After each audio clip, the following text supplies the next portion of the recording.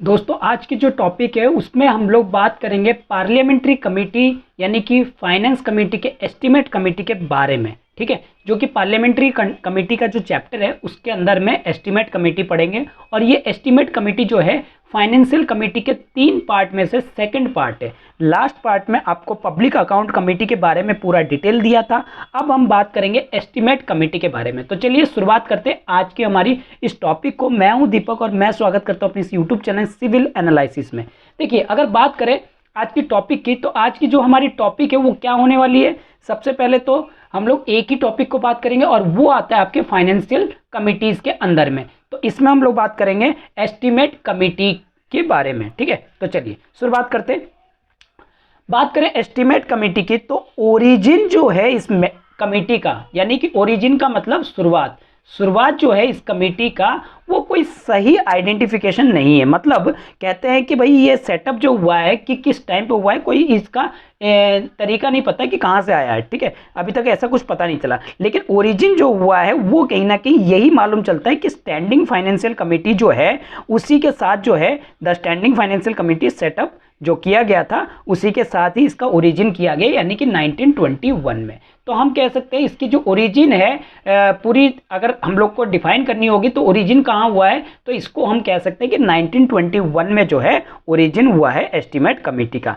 तो पहली estimate committee जो बनाई गई वो पोस्ट इंडिपेंडेंट एरा में फर्स्ट एस्टीमेट कमेटी की अगर मैं बात करूं, अगर इंडिपेंडेंट इंडिया के यानी कि पोस्ट इंडिपेंडेंट एरा के टाइम पे जब तो बनाई गई 1950 के टाइम पे। 1950 में पहली बार एस्टीमेट कमेटी जो है पोस्ट इंडिपेंडेंट एरा में कॉन्स्टिट्यूट किए गए थे।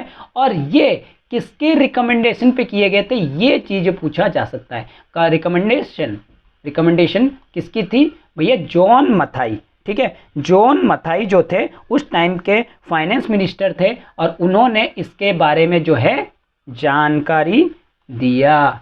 ठीक है, जॉन मथाई ने इसके बारे में रिकमेंडेशन किया। तो ध्यान रखना, तो जॉन मथाई जो थे उन्होंने फर्स्ट एस्टीमेट कमेटी 1950 के टाइम पे बनाने में मदद किया था।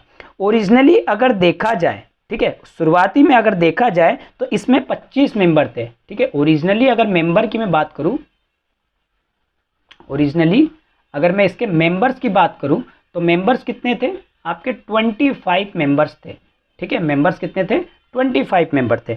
बाद में यानी कि जब हम बात करें कब तक लेकिन जब हम बात करें 1956 की, 1956 की, ये 1950 की बात हो रही है, ये हो रही है 1950 के टाइम पे जहां पे सिर्फ 25 मेंबर थे।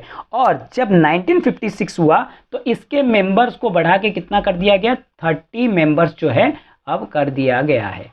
30 मेंबर्स जो है इसके अंदर में है। ठीक है, और अगर देखा जाए तो जो कि 30 के 30 मेंबर्स थे वो कहाँ से आते हैं? अभी भी लोकसभा से ये 30 के 30 मेंबर जो है वो कॉन्स्टिट्यूट किए जाते हैं। यानी कि जो ये कमेटी बनाई जाती है उसमें सारे मेंबर लोकसभा के होते हैं, राज्यसभा के कोई भी मेंबर इसमें प्रेजेंट नहीं होते। तो यानी कि फुल्ली अगर देखा जाए तो ये किसके पास है? आपके लोकसभा के पास है। और इनका जो लोकसभा में ये जो मेंबर आते हैं, ये मेंबर कैसे आते हैं? By mean of single transferable vote, single transferable vote. ठीक है, ट्रांसफरेबल वोट करके ये क्या करते हैं? आते हैं। ठीक है, और जो सभी पार्टियां जो इसमें क्या करती है, लगभग इसमें रिप्रेजेंटेशन जो है देते हैं। यानी कि जो भी पार्टियां लोकसभा में होगी वो लगभग सभी पार्टियों को रिप्रेजेंटेशन इसमें मिल जाता है। ठीक है, इसके बाद इनका जो टर्म ऑफ ऑफिस होता है, अगर मैं बात करूं टर्म्स ऑफ ऑफिस, तो कितने साल के लिए इनको बनाया जाता है इन कमेटी में? तो भैया टर्म्स ऑफ ऑफिस जो होता है वो 1 ईयर होता है। 1 ईयर जो है इसका टर्म ऑफ ऑफिस होता है, 1 साल के लिए ये जो है बनाया जाता है। ठीक है, और अगर बात की जाए एक भी मिनिस्टर इसके अंदर नहीं रखा जाता है। इन 30 मेंबर्स में no minister ministers are represents itself. ठीक है, अपने आप को कोई भी रिप्रेजेंट नहीं करता है। मतलब कहने का मतलब इसमें कोई भी मेंबर जो है आपके कहाँ के नहीं होते हैं, आपके मिनिस्टर नहीं होते। यानी कि मिनिस्टर जो 15% का क्राइटेरिया है, जो टोटल सीट होती है उसकी 15% जो होते हैं मिनिस्टर होते हैं, तो वो मिनिस्टर जो है इसमें इंक्लूडेड नहीं होते हैं। ठीक है, तो ये रही बात। इसके बाद जो चेयरमैन है, ठीक है, वो अपॉइंट किए जाते हैं किसके द्वारा, स्पीकर के द्वारा। यानी कि इसमें जो चेयरमैन होंगे वो चेयरमैन क्या किए जाते हैं, अपॉइंट किए जाते हैं। क्या किए जाते हैं, अपॉइंट किए जाते हैं। और अपॉइंट किसके द्वारा किए जाते हैं, या आपके स्पीकर के द्वारा। स्पीकर के द्वारा इसको अपॉइंट जो है किया जाता है। ठीक है, आई होप कि आप मेरे पॉइंट को समझ पा रहे होंगे। ठीक है, और इनमें से जनरली जो स्पीकर जो आपके चेयरमैन होते हैं वो जनरली रूलिंग पार्टी से ही होते हैं। ठीक है, चलिए आगे बात करते हैं, फंक्शन की बात करते हैं। जो ये फंक्शन है एस्टीमेट कमेटी की, जैसे कि हमें नाम से पता लग रहा है, एस्टीमेट करना, किसी चीज़ को एस्टीमेट मतलब अंदाजा लमसम लगा के बताना। तो इनका काम यही है कि भाई जो भी बजट होते हैं, ठीक है, या जो भी सजेस्ट होते हैं इकोनॉमिक से रिलेटेड, पब्लिक एक्सपेंडिचर से रिलेटेड, उसके बारे में एस्टीमेट लगाना। पब्लिक एक्सपेंडिचर के बारे में यहाँ पे इंफॉर्मेशन जो है प्रोवाइड करना, इंफॉर्मेशन प्रोवाइड करना। ठीक है, एस्टीमेट करना कि कितना लगेगा कितना नहीं लगेगा, यही सारी चीज़ें जो है इसमें की जाती है, इकोनॉमिक से रिलेटेड या बजट से रिलेटेड। ठीक है, तो ये इसीलिए हम इसको क्या कहते हैं, एस्टीमेट कमेटी को एक कॉन्टिन्यूअस कमेटी भी, कॉन्टिन्यूअस इकोनॉमिक कमेटी भी कहते हैं। इकोनॉमी कमेटी भी यहाँ पे कहते हैं। तो ध्यान रखना, ये इंपॉर्टेंट लाइन है। तो इस कंटिन्यूअस इकोनॉमिक कमेटी किसको कहा जाता है, आपके एस्टीमेट कमेटी को जो है कहा जाता है। ठीक है, अब थोड़ा और डिटेल में जानते हैं इनके बारे में। ठीक है, इनके फंक्शंस को थोड़ा और डिटेल में जानते हैं। तो फंक्शन क्या क्या है, तो पॉइंट वाइज जो है हम लोग इसको कवर करते हैं। सबसे पहली चीज़ तो क्या इकोनॉमिक है, क्या इम्प्रूवमेंट ऑर्गेनाइजेशन का, क्या इफ़िशियंसी है, किस तरीके से एडमिनिस्ट्रेशन होनी है, ये सारी चीज़ें, एडमिनिस्ट्रेशन हो गया, एडमिनिस्ट्रेशन, ठीक है, क्या इकोनॉमी है, इकोनॉमी कैसी जा रही है, ठीक है, किस तरीके से ग्रोथ हो रहा है, ठीक है, ग्रोथ के साथ साथ किस तरीके से कमेटी की इफ़िशियंसी काम कर रही है, यानी कि जो हमारा लोकसभा है वो किस तरह से काम कर रहा है। ठीक है, जो इकोनॉमी है उसकी क्या इफ़िशियंसी है। ठीक है, और इसमें एडमिनिस्ट्रेटिव रिफॉर्म वगैरह क्या है, इन सभी का क्या किया जाता है, एस्टीमेट किया जाता है। एस्टीमेट किया जाता है, और एस्टीमेट करने के बाद ये फिर अफेक्ट में जो है इसको लाया जाता है ताकि एस्टीमेट पूरी तरीके से ढंग से हो सके। इसके बाद अगर इसको लगता है कोई अल्टरनेटिव सजेस्टिव देना चाहता है, ठीक है, सजेस्ट देना चाहता है अल्टरनेटिव पॉलिसी का, सजेस्ट देना चाहता है अल्टरनेटिव पॉलिसी का, मतलब जो भी बजट का पॉलिसी लाया गया है उसके अलावा कुछ नया पॉलिसीज़ जो है इसमें ऐड ऑन करना चाहता है, जो कि हमारी इकोनॉमी को एक इफ़िशियंसी और बूस्ट देने का काम करे, इफ़िशियंसी और बूस्ट देने का जो है काम करे। तो ऐसी चीज़ों में क्या किया जाता है, यहाँ पे ये सजेशन भी दे सकता है।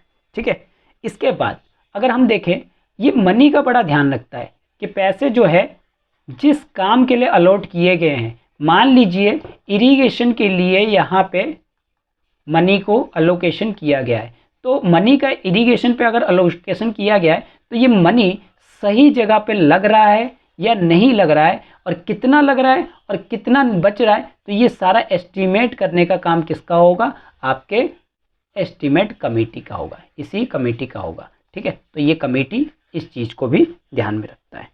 उसके बाद कोई अगर एस्टीमेट है कि पार्लियामेंट में कोई एस्टीमेट अगर प्रेजेंट करना है, कोई एस्टीमेट को अगर पार्लियामेंट में प्रेजेंट करना है कि ये पार्लियामेंट्री के लिए ज़रूरी है, तो यहाँ पे पार्लियामेंट को प्रेजेंट कर सकता है, और कोई भी सजेस्ट भी यहाँ पे इसके साथ साथ दे सकते हैं, सजेशन भी दे सकते हैं, ताकि जो हमारे देश के लिए अच्छा हो। ठीक है, तो ये 4 पॉइंट है। इसके बाद कमेटी को अगर अपनी फंक्शंस एक्सरसाइज करनी है तो वो पब्लिक अंडरटेकिंग का अलोकेशन कर सकती है जो कि कमिटी ऑन पब्लिक अंडरटेकिंग के अंदर में आता है। यानी कि committee shall not exercise its function in relation such public undertaking. अगर कोई ऐसी चीज़ें, मान लीजिए कोई एक काम है, वर्क है, और वो पब्लिक अंडरटेकिंग पे आता है, ठीक है, पब्लिक अंडरटेकिंग पे, कमिटी ऑन पब्लिक अंडरटेकिंग, यानी कि कमिटी, मैं इसको पूरा लिख दूँ, कमिटी ऑन पब्लिक अंडरटेकिंग को अलॉट किया गया है। तो ये काम अगर पब्लिक अंडरटेकिंग को सौंपा गया है तो इसका मतलब यहाँ पे एस्टीमेट कमेटी का जो रोल है ख़त्म हो जाता है। यहाँ एस्टीमेट कमेटी जो है काम नहीं करती है। तो इस कमेटी जो है वो अपनी फंक्शन नहीं कर सकता। कब? जब कोई पब्लिक अंडरटेकिंग अलोकेट किया जाता है कमेटी ऑन पब्लिक अंडरटेकिंग के लिए, ठीक है। अगर मतलब कोई पब्लिक का काम है और उसको पब्लिक अंडरटेकिंग के अंदर कमेटी के पास भेज दिया गया है तो इसका मतलब ये एस्टीमेट कमेटी जो है वहाँ पे काम नहीं करेगा। इसके बाद अगला है हमारे पास, कमेटी जो है वो कंटिन्यूसली एग्जामिन करता रहता है, जैसे कि मैंने बताया, और ये कॉन्टिन्यूस एग्जामिन करके कॉन्टिन्यूस एग्जामिन करता है और ये बताता है कि भाई पैसा जो है वो सही जगह पे टाइम टू टाइम पे लग रहा है या नहीं लग रहा है, ठीक है। और ये पूरी थ्रू आउट देखा जाए तो फाइनेंशियल ईयर और इसके साथ साथ जो एग्जामिनेशन प्रोसीडिंग है उसके रिपोर्ट को भी अपने हाउस में जो है रखता है। इसके बाद कमेटी को पूरी इंटायरली एक बार बताइए, एक साल में तो पूरा एग्जामिन तो करते रहने जाएंगे तो भैया पूरा साल निकल जाएगा तभी भी एस्टीमेट नहीं निकल पाएगा। तो ये इतना नहीं कि पूरी तरीके से बिल्कुल ही घुस जाए, ठीक है, लेकिन जितने हो सके उतना ये जो है कमेटी अपना काम करती है, ठीक है। इसके बाद अगर बात की जाए तो इनके कुछ इफेक्टिवनेस जो है वो भी देखी जाती है।